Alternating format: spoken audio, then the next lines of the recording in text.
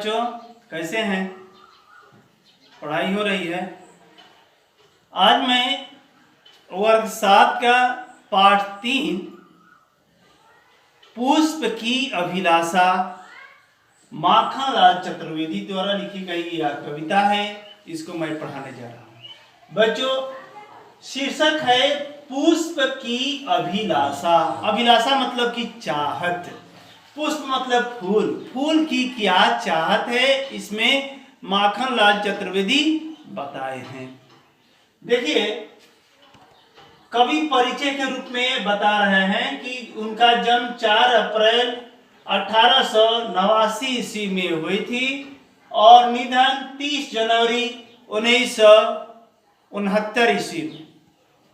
बच्चों, उनको एक जनरल नॉलेज की बात है कि सबसे पहले साहित्य अकादमी पुरस्कार 1955 में माखनलाल चतुर्वेदी को मिला था और इनकी मृत्यु जब के समय में पद्म भूषण पुरस्कार मृत्यु के पहले, मृत्यु के ठीक कुछ साल पहले 63 में पद्म भूषण पुरस्कार से इन्हें नवाजा गया था।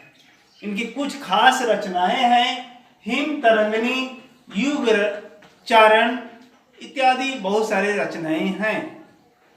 बच्चों, 1921 ईस्वी में असहयोग आंदोलन जब हुआ था देश में, उस समय इन्होंने देश के अंदर अपना पूरा योगदान किया।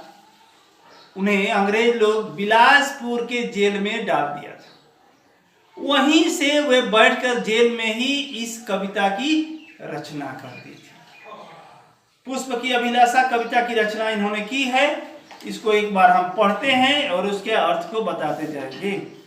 चाह नहीं मैं सुरबाला के गहनों में गुथा जाऊं, चाह नहीं प्रेमी माला में बिंद प्यारी को ललचाऊं।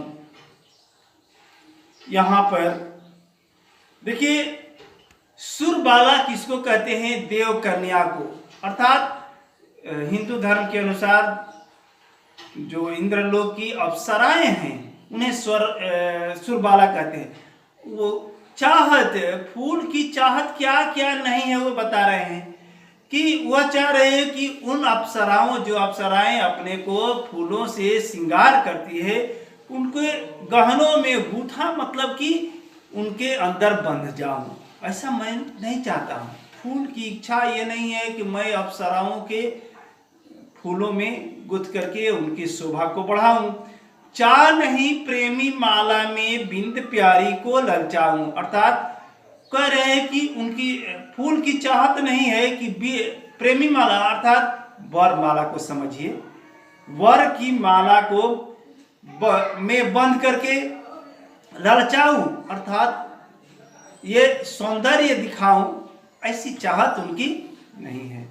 आगे बता रहे हैं और क्या, चाह नहीं राष्ट्रों सम्राटों के सौ पर हे हरि डाला जाऊं, चाह नहीं देवों के सिर पर चढ़ूं भाग्य पर ठहराऊं। अब देखिए, यहाँ कह रहा है कि फूल की चाहत नहीं है कि सम्राटों के, सम्राट जो बड़े बड़े सम्राट मर जाते हैं, राजा मर जाते हैं, सम्राटों से मतलब राजाओं मर जाते हैं, तो उनके ऊपर फूल पुष्प वर्षा की जाती है, फूल चढ़ाया जाता है उनके सौ पर।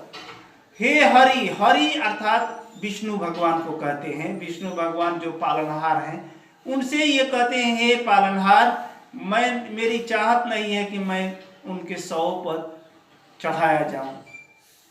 चाह नहीं, दूसरी पंक्ति जो है ठीक उसी के समान है। चाह नहीं देवों के सिर पर चढ़ूं भाग्य पर ठहराऊं। लोग देवताओं के सिर पर जाइए मंदिरों में, तो मंदिरों में फूलों से देवताओं को ढक दिया जाता है।